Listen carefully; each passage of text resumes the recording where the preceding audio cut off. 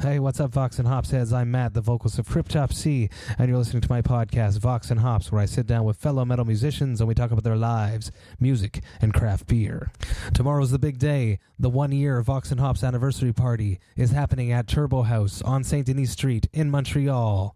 It's going to be the Vox and Hops alumni. It's going to be you, Vox and Hops heads. It's going to be Lord Worm, the original Cryptopsy singer, and myself, all gathering together to celebrate the fact that the Vox and Hops podcast is turning 1 year old. For the event, there will be the very first live Vox and Hops interview with none other than Dan, Lord Worm Greening, the original singer of Cryptopsy. He is one of the original people that I wanted to interview when I started this podcast. I have so many questions, so many myths that I would like to touch on to see how much of it is fact, how much of it is fiction.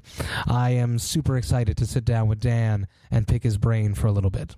I have also just received the very first Vox and Hops branded glassware. It is a beautiful 9-ounce craft beer tasting glass, the exact style of glass that I like to use when I'm at home, because I like to share my craft beers with the people in my lives and taste a bunch of beers. And it's the best way to do it is with a tasting glass. And on this tasting glass, I got the classic black Vox and Hops logo designed by Andrew Tremblay. I'm super happy to be holding these in my hand finally. And I'm sure that you've seen the pictures on all of the socials that I've been posting throughout the past week.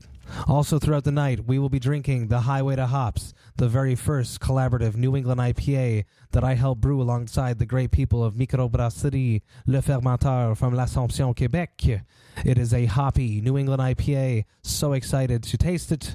You can get your tickets in the description of this podcast. I've posted the link for the tickets. Don't miss out on this event. If you can come up to Montreal, if you can be there, come out and party. Come out and have a good time. Come out and celebrate the fact that Vox and Hops has turned 1 year old. It's going to be such a great night. I'm so excited. I can't wait to celebrate with all of you.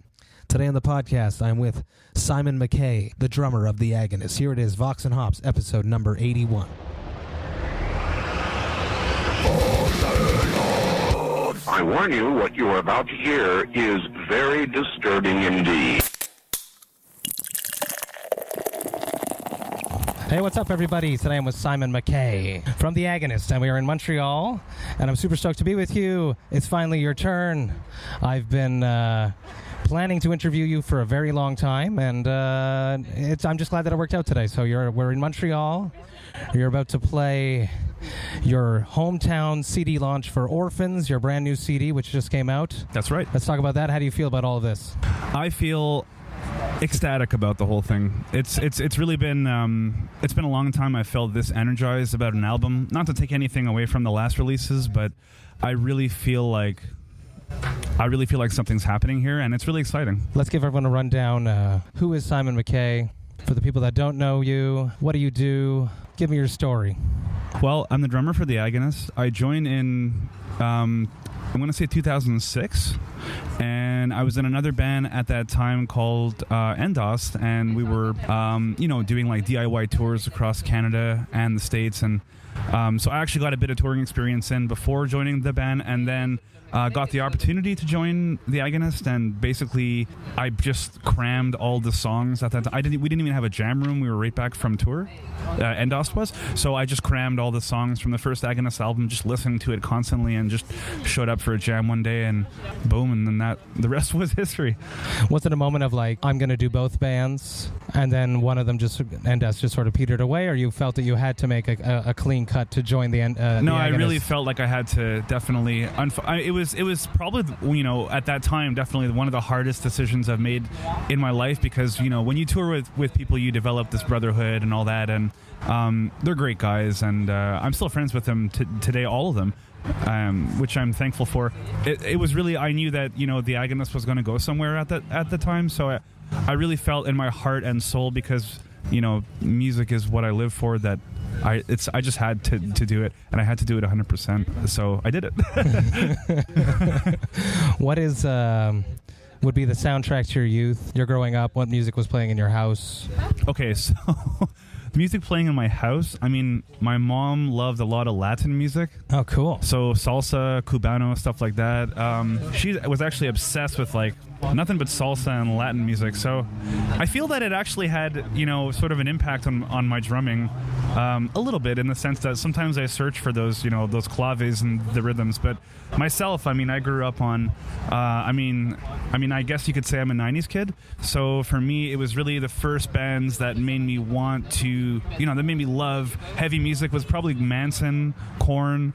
Then I discovered Slipknot. Then I discovered Cannibal Corpse. And the rest is fucking history. Well, why the drums? I know you play guitar as well. So what came first, guitar or drums? So I'm actually originally a guitar player. When I was around 12 years old, my dad took me to a couple shows when I was younger, like even before 12 years old. And oddly enough, one of those shows that really I remember to this day was Lorena McKennitt, a folk singer. And he took me to see Lorena McKennitt at Place des Arts here in Montreal. And I was on the edge. Beautiful venue. Yeah, of course. And I was on the edge of my seat the whole time. So he noticed that. So he suggested that I take guitar lessons, as he figured the kid likes music. So I took guitar lessons. Yeah, I liked guitar a lot. And, I played guitar. I was basically only a guitar player. And then around 16, I was jamming with this other gentleman in his basement. And I used to just hop on his drum set, and I kind of just fired off like a couple of just stupid beats, whatever. He's like, "Hey, how do you do that? You can play okay." I'm like, "Oh, I guess I can play." But you'd never done that before. No. So then I kind of just kept on sort of pursuing that, and I actually ended up going to a place called Solo Drum here in Montreal, and I rented a single drum room, and that's how I spent like my allowance money, just go screaming at the walls and banging on drums, and that's kind of where I cut my teeth, actually. That's insane. And then all of a sudden, I'm a drummer. But was it a point like back when you used to listen to music, you could just break down the drum beats in your mind and cut it out to, that's the kick, that's the foot? I definitely remember a time when I could not do that, and when we were writing music as a band, I actually strive to get into that mindset where I can't break it down, because I do want to appeal to like that sort of listener too. But yeah, I don't know. It's going to sound cheesy, but when I learned to play Stairway to Heaven on guitar, which was the first song that my guitar teacher learned how to play, everything kind of fell into place in terms of like knowing what's going on. And I guess, when I picked up drums, I was able to, separate it better too, for sure. Do you feel more akin to the drums now? Is the drums your primary instrument? I know you still play guitar at home. You still write some of the songs for the Agonist. I do, yeah. I do write about one song per album for the Agonist, sometimes two. And I mean, yeah, drums is the instrument that I can go crazy on. I still I play guitar, but I don't really play it all the time. It's more of a tool that I use to write now, and it's as a result of me not practicing guitar, the songs that I end up writing are more, they end up sounding more, I guess, atmospheric, which is what I would go for anyways if I was writing my own music. So it's from your black metal appreciation. Yeah, sure. I love Emperor, man, I know you do. That's why I'm bringing it up. Yeah. So, yeah, they end up sounding different. I'm very grateful that the band allows me to write a song, per album, let's say. It is very cool. It's sort of freeing almost. It allows you to have that extra output from yourself creatively. Yeah. And input onto the catalog of the band. I mean, it really helps knowing how to play guitar as a drummer, because you know exactly what you want to hear. And I find there's less questioning, and it's more like you can hear it all in your head, and that's what you want to go for, and that's what you try to do. Is it harder or easier to write drums to your songs versus another member of the band's songs? Oh, is it harder to write drums to my own song that I would write? I wouldn't say it's harder at all. Actually, it's kind of funny because when I write my own song, I don't really picture the drums very often. Really? That's funny. Okay, I was expecting the opposite, that like when you're writing, you already have a drum beat in your mind. I know, it's weird. I really have like the melody in my, like the melodies is what I hear first, and then I try to extrapolate that to guitar, and then the drums could be a variety of things after that. But when it comes to the rest of the music for the Agonist, I know right away exactly what beat I'm going to want on that particular riff, let's say. Maybe it's because you're more focused, because you're not paying attention to your guitar parts. I guess. And analyzing the guitar parts and how you could change them versus this is Danny, this is Paco's guitar part. That's the guitar part. I guess, yeah. I really feel that it helps, even for a guitar player to know a bit of drums. Even Danny knows how to play a bit of drums, and it just helps you feel that pocket and that rhythm, Vox and Hops is all about craft beer and hanging out with fellow metal musicians. Today, We are drinking once again on the podcast. I apologize for everyone that this is getting a bit repetitive, but it's a delicious beer, and it's the third time I've had it on the podcast. This is Boreal du Nord IPA. We're across the street from the Fairmount Theater, and I wanted to bring you to Du Ciel, but it was so packed, and it would have been so loud, and the quality would have sucked for all of you at home. So I found a delicious beer across the street at Fritalor, Boreal du Nord. Cheers. Cheers, man. It's creamy, it's dank. It's actually perfect for a day like today. It's a beautiful day. The sun's shining. I would say this kind of beer is one of my favorite beers lately, like the sort of orange juicy Exactly. IPA, For everyone that doesn't know, it's a nice hazy New England IPA. Yeah. It's deliciously dank, creamy, not too bitter, not too piney, but not overly tropical. It's just really nice and balanced and extremely drinkable. Are you a craft beer enthusiast? Well, recently, yes, I am, and it's really mainly due to guys like you and Danny that I hang around. I mean, look, to be honest with you, I was not really much of a drinker. It's more in the past 5 years I've turned into more, appreciating beer, and at this point, I can say that I appreciate craft beer entirely. I mean, I know what I like. I know what to look for when I go into my local store. And I would say that this kind of style of beer right here is what I would gravitate towards if I don't know what to get, if I don't know if it's good or not. Well, what's your go-to? If you're going to, what is your favorite brewery, your favorite style? You said the New England is your thing right now. Lately, I really like Microbrasserie La Souche. Yeah? I really like La Souche. And I also really like Ticaribou.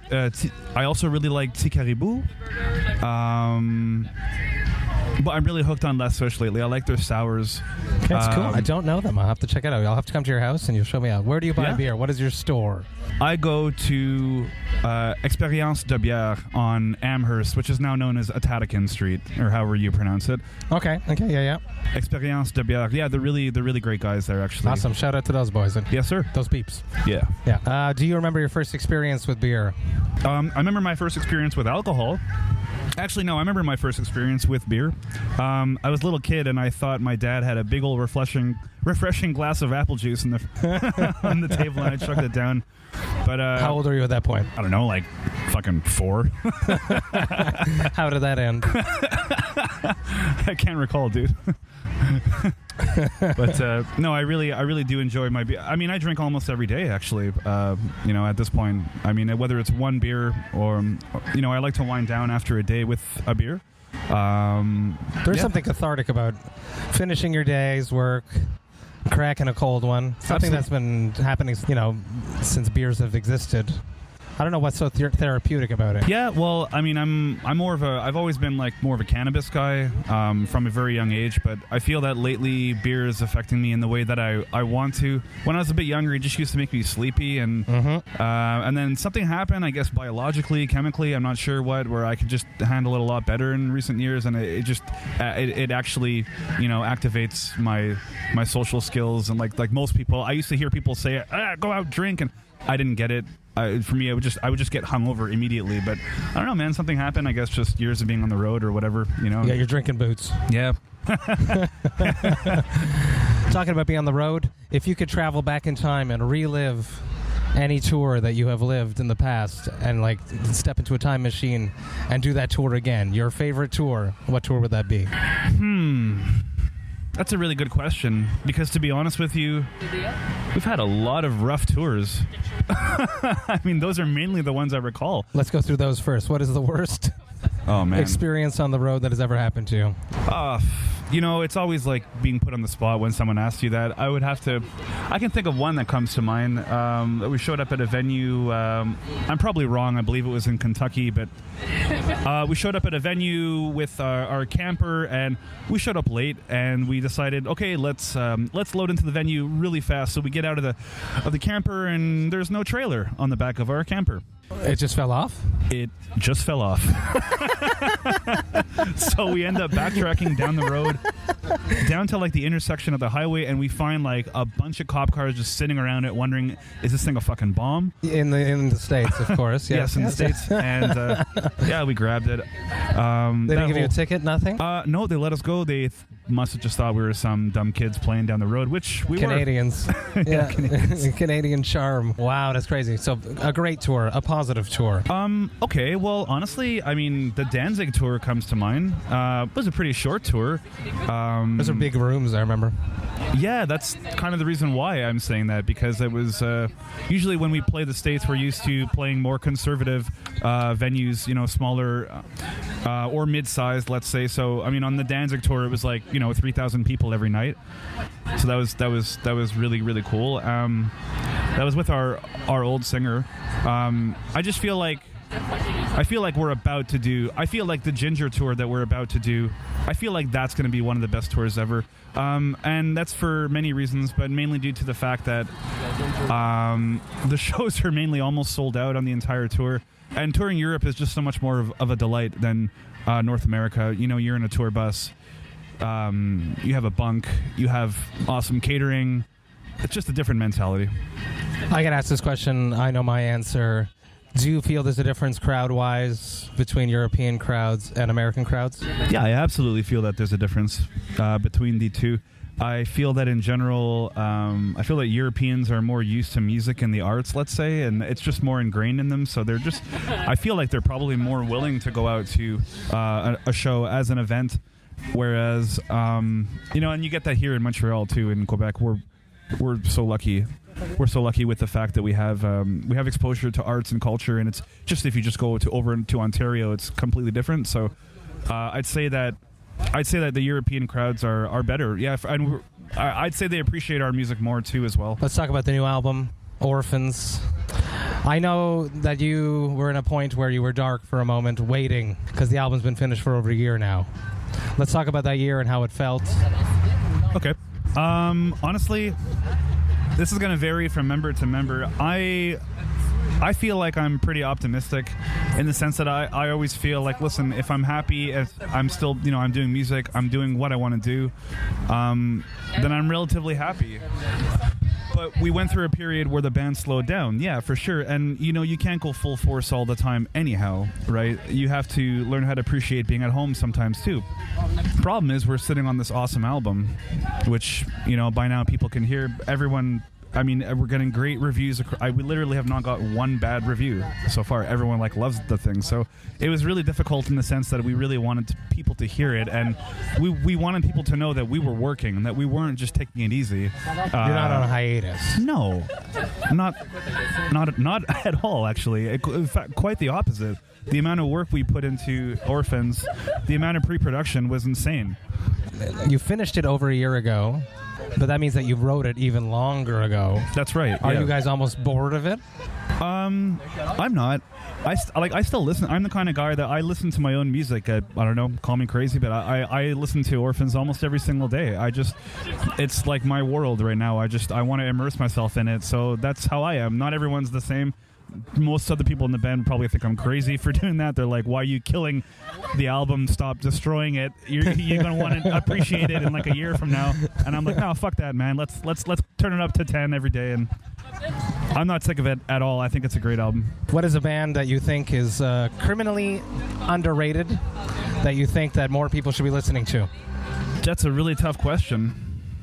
I'd have to think about that. Okay. No one comes to mind right away. Besides us, maybe.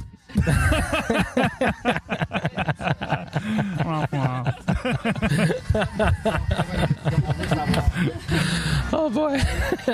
I mean, look, no, I mean, maybe I shouldn't say that. We're getting a lot of great attention right now as it is. So, what would be? You've been drumming since you're 16 years old, half your life now, about. Yeah.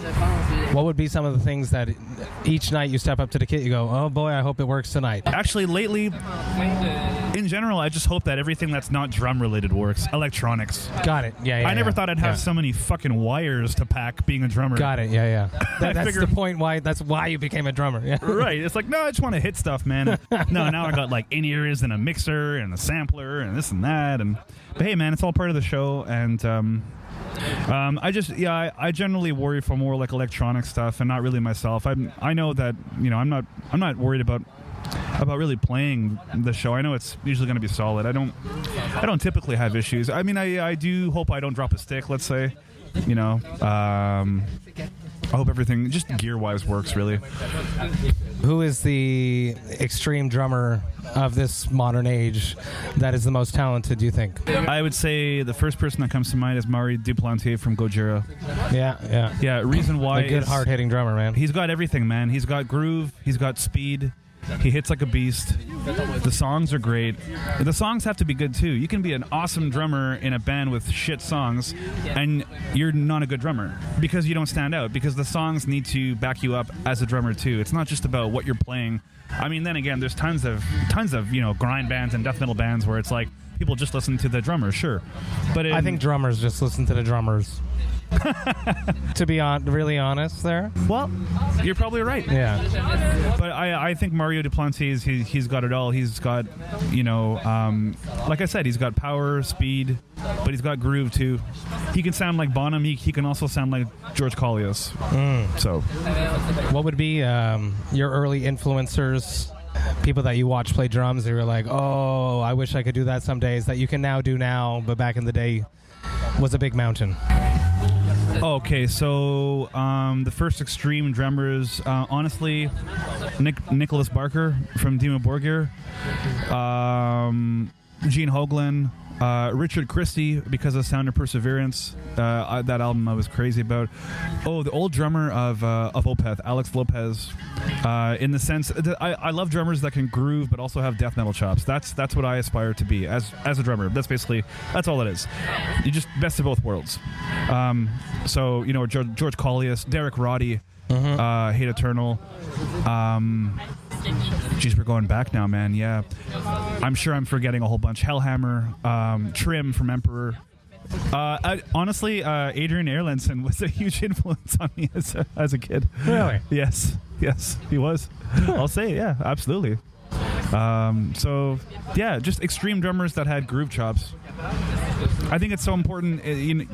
Bands are so technical these days, and maybe it's just I feel like I'm getting old by saying this, but I don't pay attention to that many new drummers. It's mainly due to the music. I guess I'm stuck on what I like a little bit. I guess we all are to a certain extent, right? We sort of have to. I love going back and re-listening to old music that I used to listen to. Yeah. Something comfortable to it.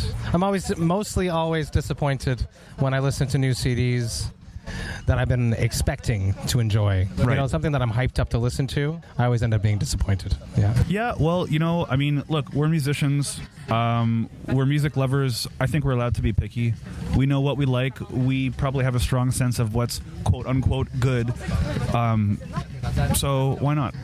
Someone's got to be an elitist around here. Most drummers tend to be in multiple projects. Yes. When are you starting a new project? That's a good question. Right now, the only project I'm doing is I'm in a Pantera cover band. Yes, you are. Yeah, which is actually awesome. I actually love doing that. I love playing Vinnie Paul stuff. And that's it for right now. I came and did a song with you guys, Slaughtered.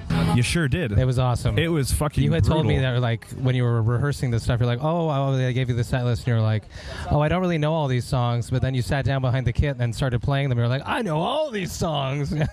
Well, that's exactly it. When I took that gig, right, it was like, oh, shit, okay, I have to learn 16 songs, but then you start playing them. Hold on a minute, this is Pantera. This is like I'm learning how to eat bread. It's just so basic. It's so integral that it was already in me. When you go on tour, what is the craziest thing you've ever eaten?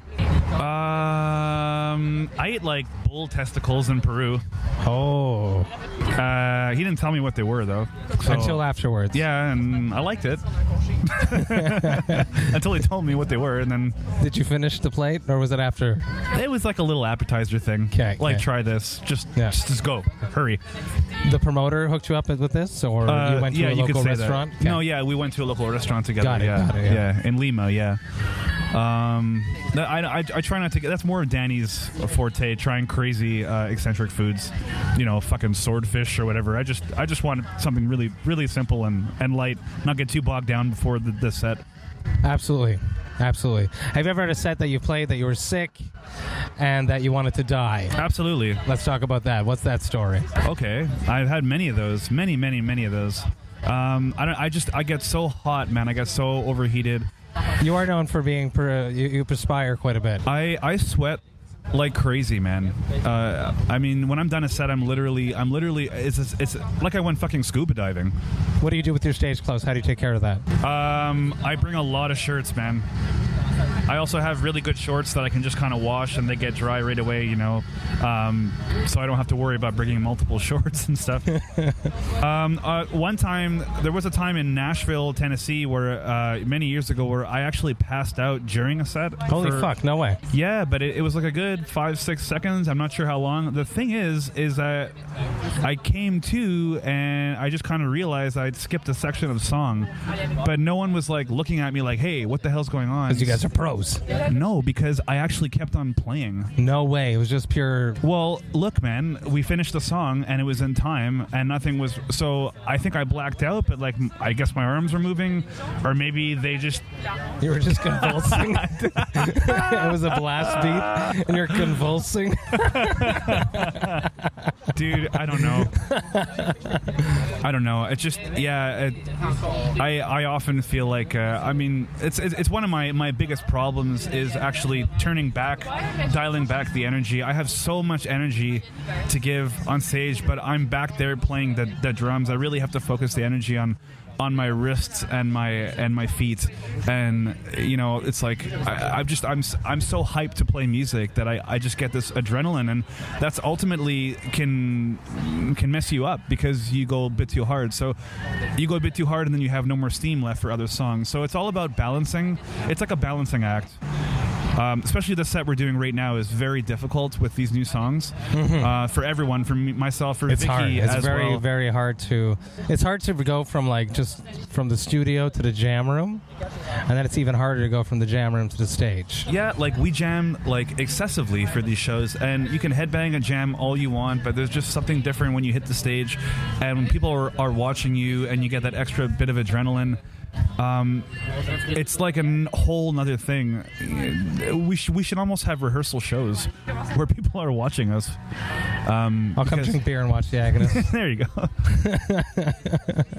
Yeah. Have you ever wanted to make like a collaborative brew with a brewery, like an Agonist beer? I have actually thought about that. Yeah, for sure. It's just that we just don't have a lot of money to throw around, you know. Yeah, but let's play Wonderland.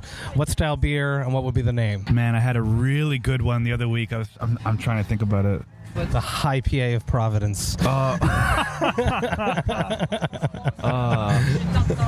It's gonna come to me. It's gonna come to me after we do this damn interview, which sucks. I would say, I mean, if it was up to me, I would do something very drinkable because I would want to sell it and pound it yourself. Yeah, you know. But I mean, it probably would be an IPA.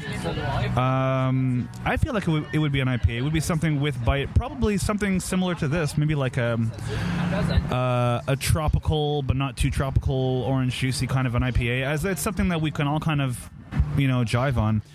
We just went to a brewery actually recently, a new one called Masorum Dictorium. Sorry? Masorum. Yes, Masorum Tacitorium. I really don't know how to pronounce the ending, but it's our boys Vince, who used to play drums for The Last Felony. Yeah. And there is also Chapu, who is in Ion Dissonance. Yeah. So a huge shout out. There's a huge hype on Masorum right now up here in Montreal, and all you people should come up and believe the hype because they're going to take over the world. Well, the hype is real, man. We went there, and there was the number one on the menu was this sort of like I'm describing now, an orange juicy IPA, and it was way better than this Nord-Est Boreal right here.